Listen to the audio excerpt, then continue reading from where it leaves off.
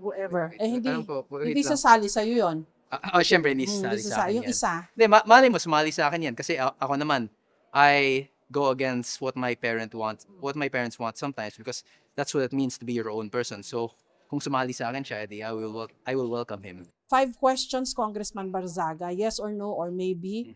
Una, dapat bang ipagbawal ang mga political dynasty sa Pilipinas? Kasi, firstly, check muna natin kung ano yung magiging definition ng political dynasties because there are plenty of very different definitions of political dynasties. Depending on that, dun yung magiging sagot ko. Naniniwala ba kayo na ang mga anak ng mga politiko o yung mga tinatawag na nepo babies ay maari pang magsilbi ng tapat sa gobyerno? Yes. Kasi pag tiningnan natin kung anong ginagawa ng mga nepo babies, 'di ba, bumibili sila ng mga expensive cars or expensive na mga relo. Ginagawa nila 'yun para sa social validation. Gusto nila na isipin ng mga kaibigan nila na, "Oy, ang galing nun."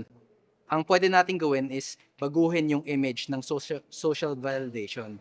So, ang inisip nila, mas cool na may magandang relo ka. What if gawin nating ang cool ay yung mga tumutulong sa kapwang Pilipino o yung mga tumutulong sa mga mahihirap? What if we change the system to value charity over flexing?